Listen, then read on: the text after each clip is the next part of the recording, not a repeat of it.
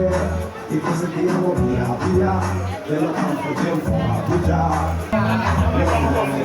Center for Research in Igbo History and Culture today is Sunday the 6th of June 2021. We are here at the EGBUNIKE compound at Onitsha.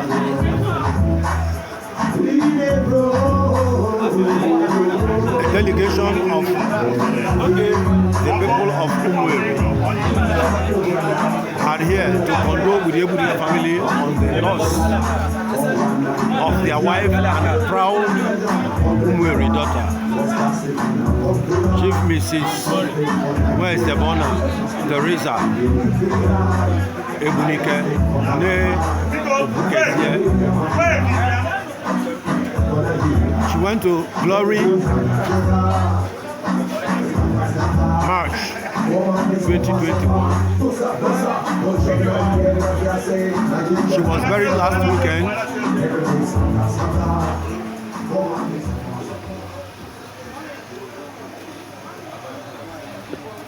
Get mic.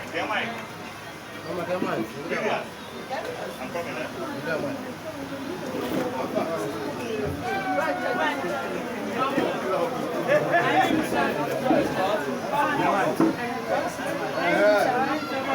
Is the UMUERI Royal Cabinet representing His Royal Majesty Igwe Chaben is Chukwuemeka and the people of UMUERI.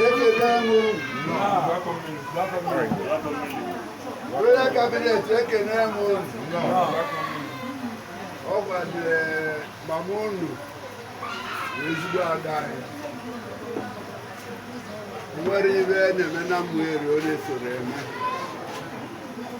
MOURN ejiri etie play onye akpata na ihe nrụrụ n'ọrapụgo oke bụ wara time si ka anyị bie unu aka n'obi ka anyị si unu ndo afụ niile unu ata uru niile unu eru na MOURN si unu eru ya maka na nne unu bụ nnukwu nne bụ nnukwu nwaada ezigbo ada anyị nwere na MOURN anyị mara ebe anyị tinyelie anyị anọgo lie solunu ruo oru solunu n'ọlịkwa ụda ka anyị na-eme ka anyị ya ebe anyị si abịa anyị wa na-asụ unu na obele envelopu a na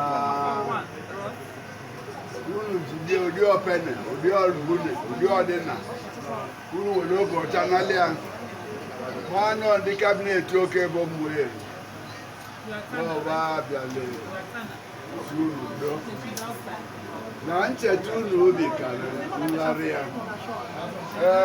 ebe oke bụ ratara anyị MOURN niile abịawo MOURN niile nọ ebe a mana na oke bụ MOURN bụ oke bụ wasị unu jide oge na-aga ndoni anyị na-eme ka anyị agha chia biko udo ụlọ si na ebe anyị na nna anyị etu a.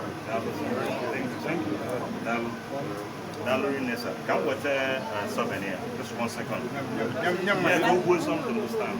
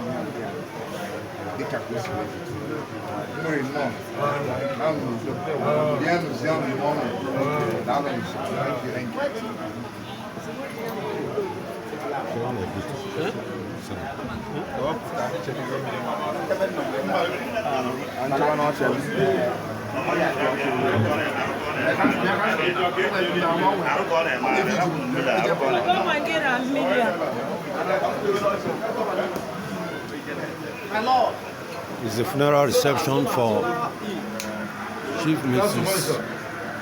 MOURN Teresa EGBUNIKE OBUKEZIE